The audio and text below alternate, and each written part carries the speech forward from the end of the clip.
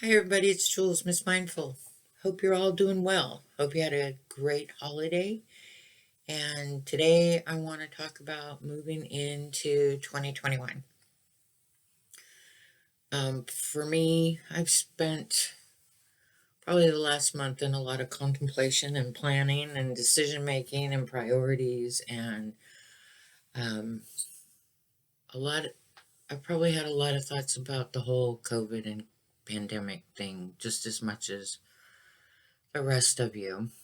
Um, My bread and butter job is in healthcare. I'm not on the front line, but I do work in healthcare. And so COVID is like a daily conversation. And my interest, not job related, outside of that, is the mental health aspects of what COVID and the pandemic and, yes, the media is doing for a lot of us as we sit at home. And so I've been doing a lot of reading and writing. I journal. Well, I write every day, morning pages mostly, but I journal, and that is one of my biggest coping mechanisms. It helps me get my voice out because I've always been a shy person as far as putting myself out there. That's why there haven't been too many videos of me lately, but hopefully that's going to change. But I've been reading a lot of Brene Brown, and I watched a video a few weeks back of an interview with her with Oprah. And Oprah called her the aha validator. And that, when I started reading her book, and like every other sentence was, oh my God, that's it. Um, it really, really touched me right here. And is kind of giving me the direction of where I want to take Miss Mindful in 2021. So I actually put out on my Instagram the other day a post that I had made myself, and it took her quote, and it was, when we have the courage to walk into our story and own it, we get to write the ending. And that is what I'm looking forward to in 2021. I turn 60 next month, and it's one of those big birthdays where you kind of look at, okay, what have I done with my life, and where do I want to go? And I want to move on without regrets.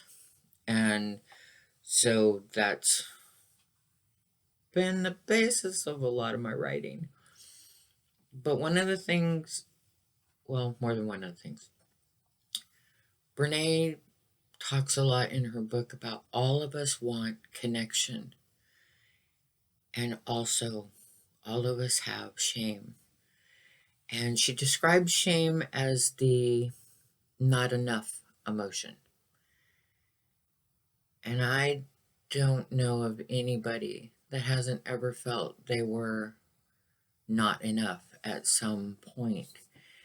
And I know that, honestly, I've felt that way most of my life. And I've lived a lot of my life in fear of judgment of other people. Um, and to own my story, I had PTSD from my childhood, and I've had the not good enough, most of it from my weight issues. I've been heavy since I was a child, and I've spent most of my life following every self help book there was early on and trying to find the thing that was going to fix me. And I also started going out and teaching classes and helping others, feeling like if I helped enough people, that it would come back to me and it would help me, which was, now looking back, it was kind of crazy because you can help other people and that's a good quality. But if you don't have the boundaries in place and you don't care enough about yourself, it it's not an even give and take. And those are a lot of life lessons that I learned that I intend to share as we move down the road. But my 2021 mantra is dare to lead. And right now, with it being the week before the new year, and a lot of people are probably at that point of, well, what the heck's, why have a resolution? Why have a word of the year? Why make any goals? Why use 2021 to change anything? But I can tell you from my own experience, it doesn't matter if it is day 1 of the year or day 28 of the year. You can make a choice and choose how you want to live the rest of your life. This pandemic has, the statistics are horrific. Yes, there's been tons of deaths, there have been tons of positives, there's been millions of people affected by this. But then when you jump in and you look at the statistics of the mental health issues that have come from the loss of connection and the disconnect and being isolated and all of those things, mental health issues are up anywhere from 35 to 65%. Addiction issues are up 35 to 65%. Domestic violence and child abuse and child neglect, they all have risen because of all of this. And one of the things that I learned early on that I think is like my superpower, I have this uncanny knack of connecting dots that I don't know how they connect.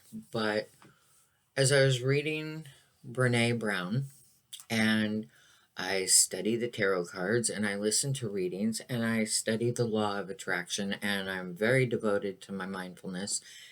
And then we also have the art and everything.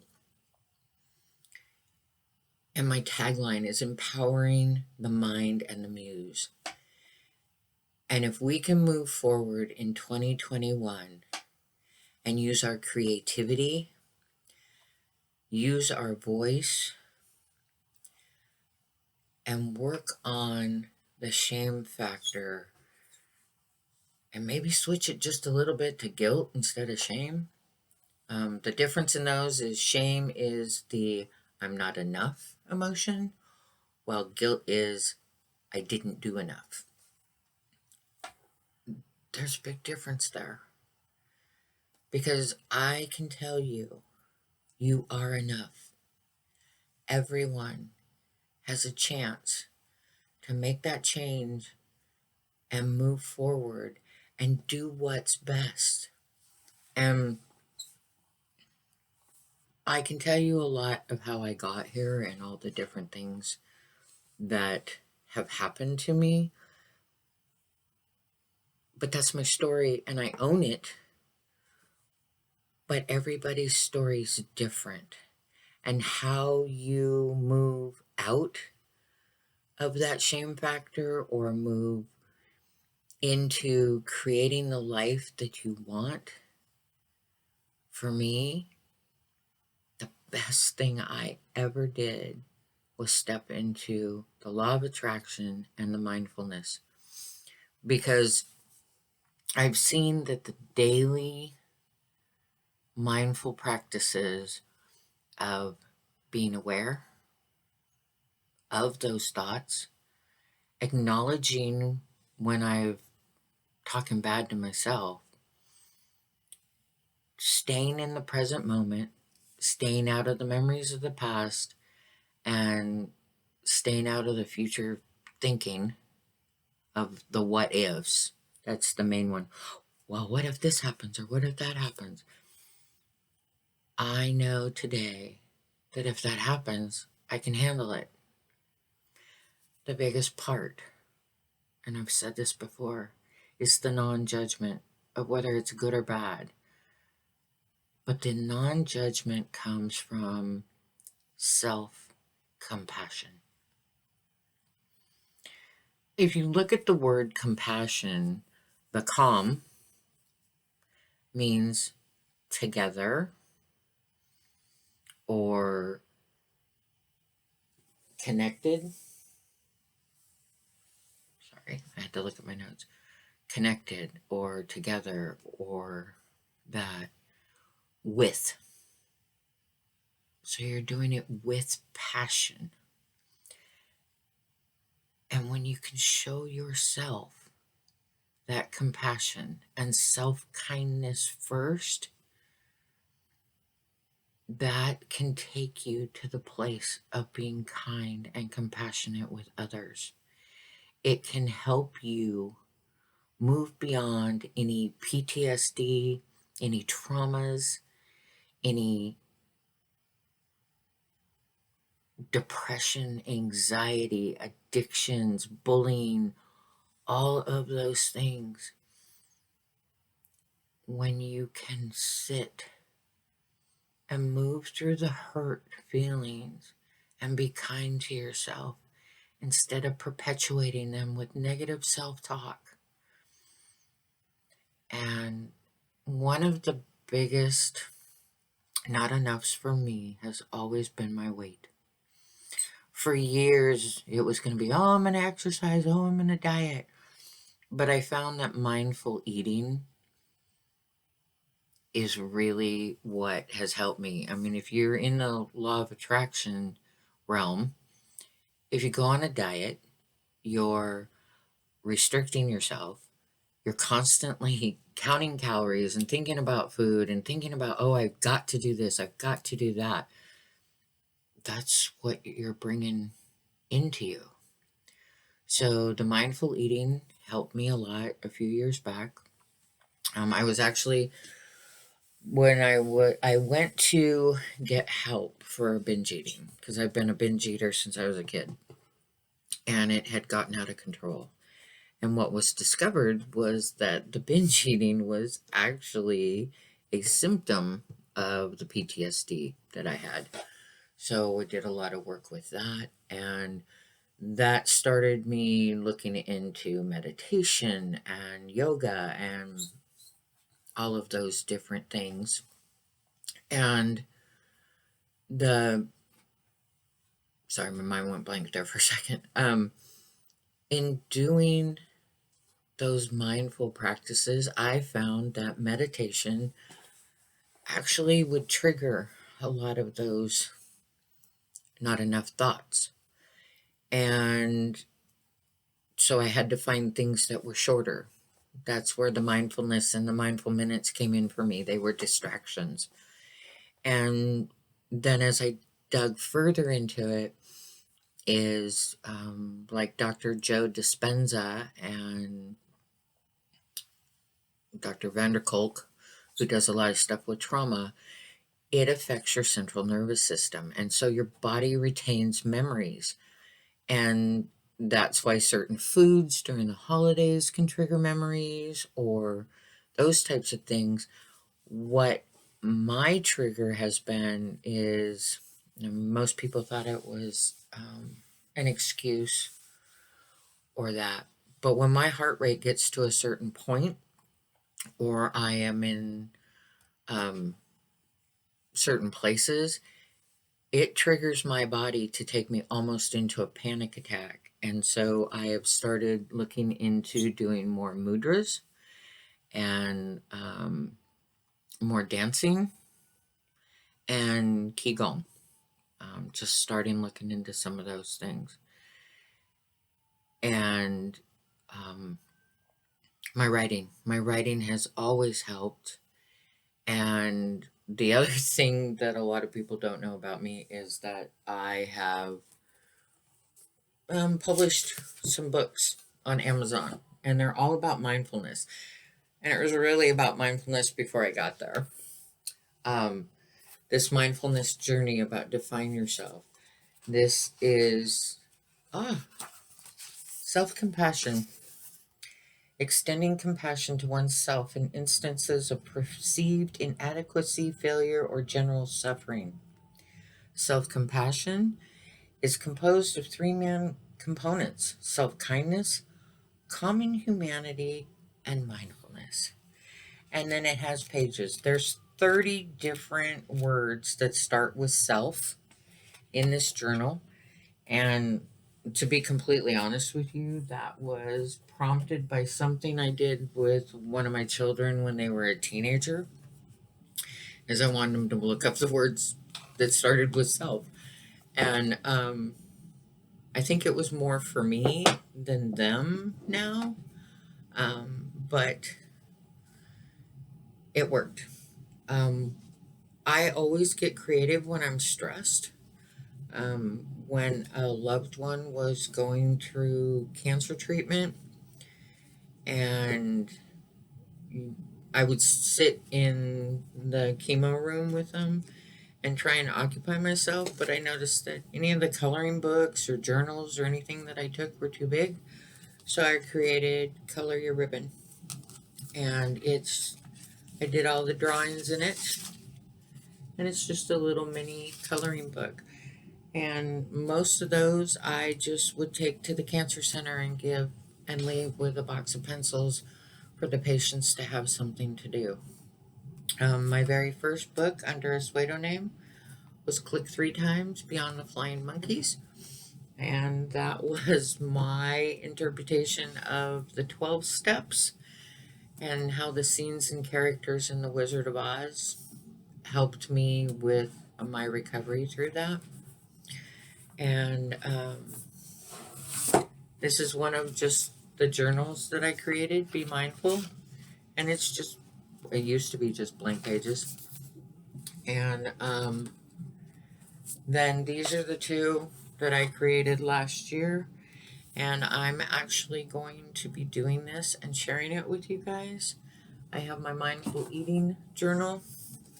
It's eating with our senses. And I will be posting a mindful eating exercise so you guys can see the difference. I'm going to try and get that up this week.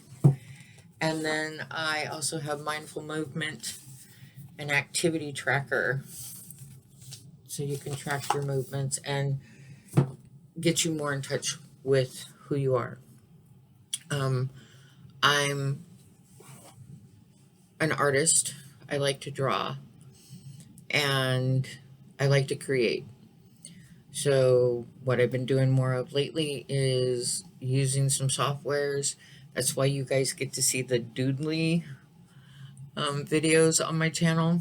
It's more of my artistic expression that I need to get out. I've started creating my own little Instagram memes with quotes, and my main focus, I'm going back to doing my blog. But the blog this time is under Miss Mindful. So I have that where I intend to post a couple times a week, and then I will also do corresponding videos. Again, the main thing that I want to share with you is you are enough. Don't let the shame monster take over to convince you that you're not. And when you can start using some mindful practices and being in the moment, you can start to change that self-talk and have more kindness and compassion for yourself.